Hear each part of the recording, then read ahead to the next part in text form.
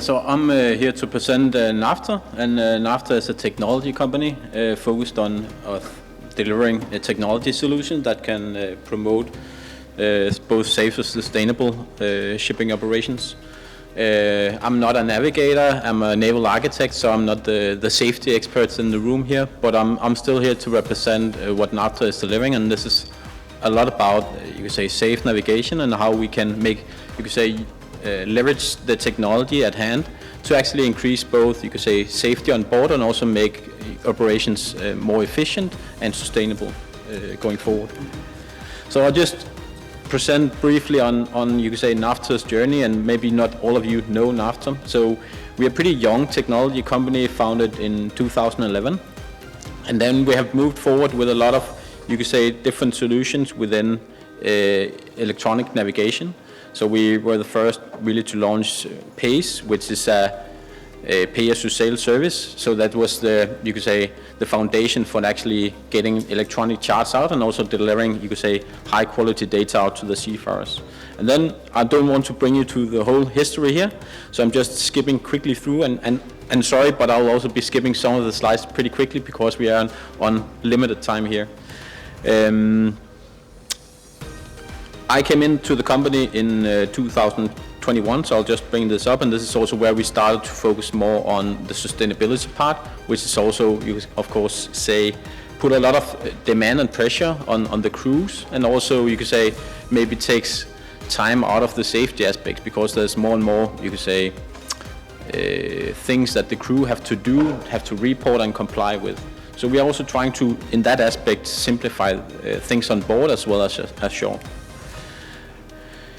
What we did last year was also to enhance, you could say, our portfolio, also adding digital logbooks. So this is also something that contains, of course, a lot of, you could say, information, a lot about incidents, what's happening on board, but also trying to simplify the whole, you could say,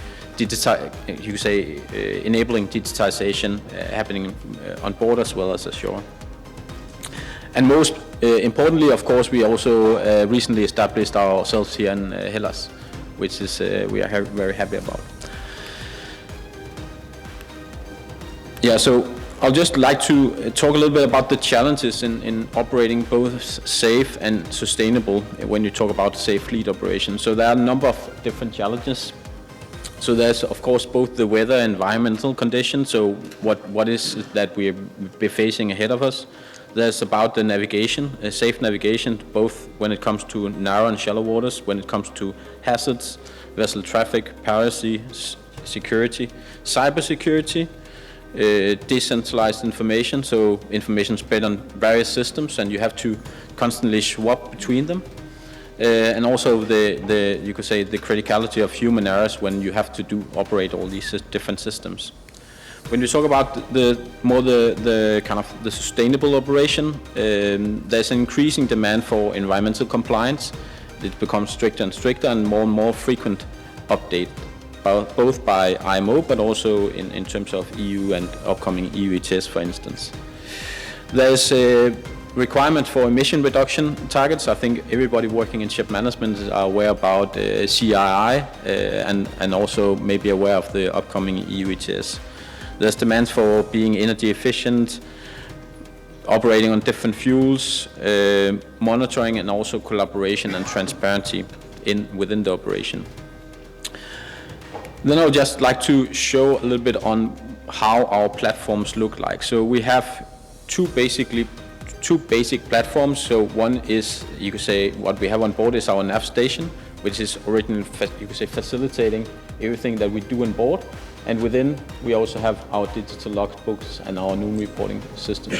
This is all facilitated on a technology device called a Navbox, which is connected up to the ECDIS system and smoothly transfer data between the ECDIS, the planning on nav station, and monitoring, you could say, from shoreside.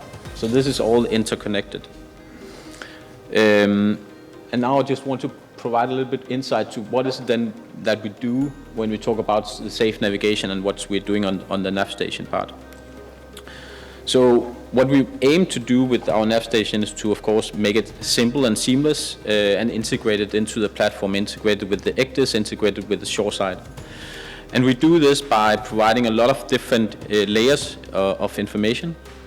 So we have the electronic charts and a lot of other different features that helps the crew actually to navigate safely, have all information available at hand, and also simplify reporting.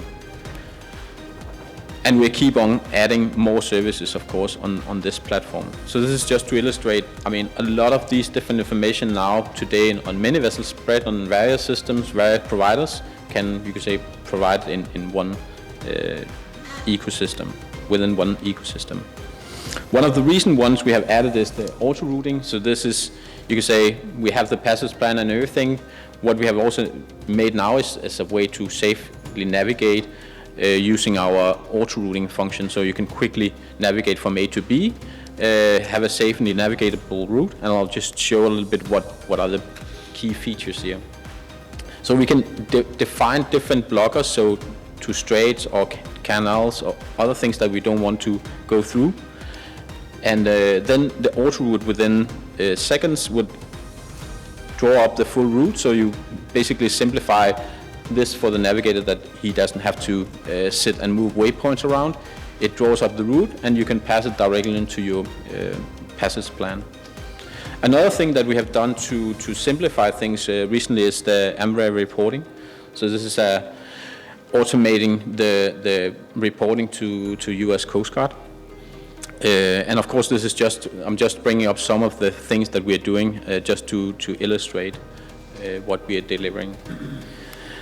Another part is we also embed environmental regulations. So this is of course also something seafarers have to relate to and be aware of at all times. And of course the route planning is also super critical, that we can easily plan from A to B and then put it in our passage plan and transfer it to the ECDIS. Then once everything is happening on board, of course we from shoreside also want to ensure that our assets, our vessels and our crew are safe. So what we can do is then to, in real time, basically map how the vessels are executing on that safe passage plan. So we know that they have made up a safe passage plan, but we don't know if they're following it. Are they deviating? Are they on schedule? Are they going away from their planned route that is already proved safe? So we have a tool called Navtor, so to facilitate all of this. And now I'll just quickly browse through some of these less relevant to the tracking part of our business.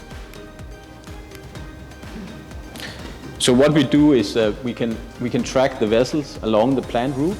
We can also see what weather they will be facing, and we can in the future also provide more alarms to if you'll be facing bad weather ahead. And when it comes to the safe planned route that the vessel has planned, then we can in real time see how they're following it, and we can also have a whole monitoring tool where we can be notified if they start to deviate. So that means that we have control of a whole fleet for each individual vessels, and we can, you could say, intervene if necessary.